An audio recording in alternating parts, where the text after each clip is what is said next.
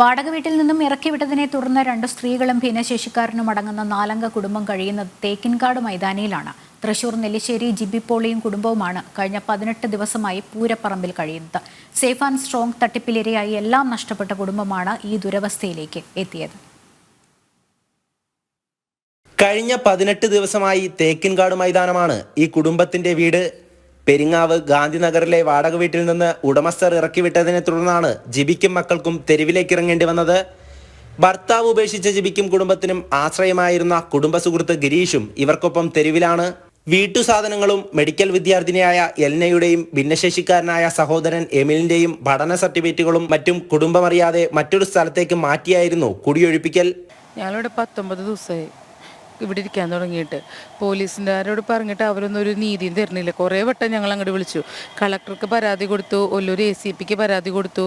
എല്ലാവരും പറയാന്നല്ലാണ്ട് ഒരു കാര്യങ്ങളും പറയണില്ല. രാത്രി ഞങ്ങൾക്ക് ഇവിടെ കിടന്നുറങ്ങാൻ പറ്റണില്ല. സാമൂഹ്യ ദ്രോഹികളുടെ ഉപദ്രവം കാരണം ഞങ്ങൾ ഇനി കാണാത്ത ആൾക്കാരില്ല, പോവാത്ത സ്ഥലങ്ങളും ഇല്ല. എല്ലാവരും ഇപ്പം ചെയ്യാമെന്ന് പറഞ്ഞിട്ട് ഞങ്ങളെ പറഞ്ഞയക്കല്ലാണ്ട് ഒന്നുമില്ല. ഞങ്ങളുടെ വീട്ടു സാധനങ്ങളെല്ലാം അയാൾ നശിപ്പിച്ച് കളഞ്ഞു. ഒരു സാധനം പോലും ഇല്ല ഉപയോഗിക്കാൻ പറ്റുന്നത്. എല്ലാം അയാളുടെ കൂട്ടുകാരൻ്റെ പശുത്തൊഴുത്തിൽ കൊണ്ടിട്ടിരിക്കുന്നത്.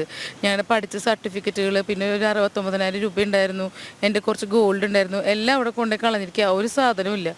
പോലീസുകാരൊക്കെ അയാൾക്ക് സൈഡിൽ നിന്നാണ് സംസാരിക്കുന്നത്. സേഫ് ആൻഡ് സ്ട്രോങ്ങിൽ പണം നിക്ഷേപിച്ചതായിരുന്നു സാമ്പത്തികമായി കുടുംബം തകർച്ചയിലേക്ക് പോകാനുള്ള കാരണം. ഞങ്ങളുടെ പൈസ ഞങ്ങൾ സേഫ് ആൻഡ് സ്ട്രോങ്ങിൽ നിക്ഷേപിച്ചിട്ടുണ്ടായിരുന്നു 15 ലക്ഷം രൂപ. അത് 300 കോടി തട്ടിപ്പെന്നൊക്കെ പറഞ്ഞിട്ട് ഒരു 1.5 കൊല്ലത്തിന് മുമ്പ് അയാൾ ജയിലിലൊക്കെ പോയി. പിന്നെ അതിലാണ് ഞങ്ങൾക്ക് ഭയങ്കര കഷ്ടം വന്നത്. അതിനുശേഷം ഞങ്ങളുടെ പപ്പ നോക്കാണ്ടൊക്കെ ആയി. പപ്പയുടെ കാര്യം ഒറ്റയ്ക്ക് പോയി, ഞങ്ങളെ ഉപേക്ഷിച്ച് പോവുകയൊക്കെ ചെയ്തു. ഞങ്ങളുടെ ഫാമിലിയുടെ അവസ്ഥ പറഞ്ഞാൽ എനിക്ക് കൈയുടെ ഓപ്പറേഷൻ കഴിഞ്ഞിരിക്കുക. എനിക്ക് തൽക്കാലമായിട്ട് ഒരു ജോലിക്കും പോകാൻ പറ്റില്ല. എൻ്റെ അനിയന് സുഖമില്ലാത്തതാണ്. അമ്മയ്ക്ക് ഞങ്ങളെ നോക്കണോണ്ട് എവിടേക്കും പോകാൻ പറ്റില്ല. കൂടെയുള്ള ആൾക്ക് ഫിക്സ് പേഷ്യൻ്റാണ്. അപ്പോൾ ആൾക്കും ജോലിക്ക് പോകാൻ പറ്റില്ല. ഞങ്ങൾക്ക് അത്യാവശ്യത്തിന് ഞങ്ങൾക്ക് എടുക്കാൻ ഒരു വീട് വേണം. അതല്ലാണ്ട് ഞങ്ങൾക്ക് ഒരു മാർഗ്ഗമില്ല ഇപ്പം മുമ്പോട്ട്. പാരാമെഡിക്കൽ വിദ്യാർത്ഥിയായിരുന്ന എൽനയ്ക്ക് അടുത്തിടെ ബംഗളൂരുവിൽ ജോലി ലഭിച്ചിരുന്നു.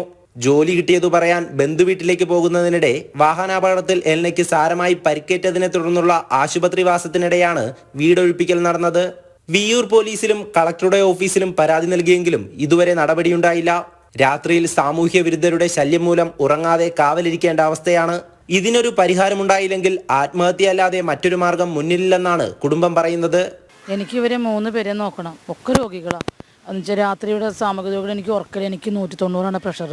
എനിക്കൊരു ടെസ്റ്റ് എടുക്കാൻ ഒന്നും പറ്റണില്ല. എൻ്റെ മക്കളെ നോക്കിക്കാൻ എനിക്ക് പറ്റില്ലല്ലോ. ഞങ്ങൾക്കൊരു ഉടതുണി മാറി കൊടുക്കാനില്ലാത്തൊരവസ്ഥയാണ് ഇപ്പോൾ. എൻ്റെ മക്കൾക്ക് പോലും ഇല്ല. ഞങ്ങൾ രാത്രി പോയി ജില്ലാ ആശുപത്രിയിൽ പോയിട്ടാണ് പ്രാഥമിക കാര്യങ്ങളൊക്കെ നിർവഹിച്ചു വരുന്നത്. ഞങ്ങളുടെ മുമ്പിൽ ഒരു ആത്മഹത്യ മാത്രമേ ഉള്ളൂ. ഞങ്ങൾക്കൊന്നും തിരിച്ചു കിട്ടിയില്ലെങ്കിൽ സത്യമായിട്ട് ഞങ്ങൾ ആത്മഹത്യ ചെയ്യും. ഞങ്ങൾക്കിനി വയ്യ. ഞങ്ങൾ അത്രയും അലഞ്ഞ് ഞങ്ങൾ തോറ്റു. പ്രാഥമിക ആവശ്യങ്ങൾക്കായി നിലവിൽ ജില്ലാ ആശുപത്രിയെയാണ് കുടുംബം ആശ്രയിക്കുന്നത്. താമസിക്കാൻ ഒരു മുറി മാത്രമാണ് ഇവരുടെ ആവശ്യം. ഇനിയും പൂരപ്പറമ്പിൽ എത്ര നാൾ ചിലവഴിക്കുമെന്നറിയാതെ വിതുമ്പുകയാണ് ഈ കുടുംബം. ജനം, തൃശൂർ.